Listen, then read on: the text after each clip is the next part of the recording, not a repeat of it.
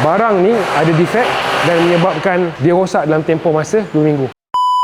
Benda ni orang panggil oxygen sensor ataupun ada setengah-setengah orang panggil exhaust sensor. Tapi benda dia benda sama lah. Belakang saya ni sebiji X90 T8. Jadi sebenarnya benda ni kita baru tukar. Dalam 2 minggu lebih kurang kita tukarkan benda ni dengan yang baru. Tapi sekarang ni owner ni datang lagi, benda ni lagi rosak. Untuk pengetahuan korang, yang kita tukar ni sebenarnya adalah ori China, bukan original lah. Itulah yang kita pasti harga dia dan kualiti dia tu lebih bawah sikit lah daripada original Volvo. Macam mana kita boleh pasang yang ori China ni dekat kereta ni? Sebenarnya bergantung kepada bajet customer jugalah. Tapi apa-apa pun, kalau dekat Transmedia Automotive ni, first thing first memang kita akan recommend yang original dulu lah. Jadi sekarang ni dia datang untuk buat penukaran yang original. So apa masalah benda ni? Kalau kita tengok macam okey je, macam baru je kan. Tapi kalau korang boleh tengok tempat welding ni, tempat sambungan ni dia dah crack.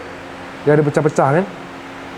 Ini yang menyebabkan kenapa dia rosak dan dia naik fault code lah. Okey, lagi satu yang saya nak tunjuk pada korang ialah dia punya perbezaan yang original dengan yang original China lah. So kalau kita tengok Volvo punya tulisan ni macam ni, ini original. Tapi kalau kita perhatikan tulisan yang ada pada sensor ni, dia agak berlainan lah. Simpulannya, barang-barang macam ni kalau kita nak pakai, kita boleh pakai. Tapi berapa lama kita boleh pakai itu bergantung pada nasib lah. Cuma kali ni mungkin barang ni ada defect dan menyebabkan dia rosak dalam tempoh masa 2 minggu. Untuk korang yang berada dekat luar sana yang ada masalah dengan korang punya kereta konti, korang tak tahu nak pergi servis dekat mana ataupun nak pergi check up dekat mana, nak buat aircon, korang boleh datang ke Transmedia Automotive ni. Kita berada dekat Seksyen 15 Shah Alam. Kita buka hari-hari kecuali Jumaat sebab hari Jumaat kita cuti. Ada sebarang soalan boleh klik link di bio. Kita jumpa lagi.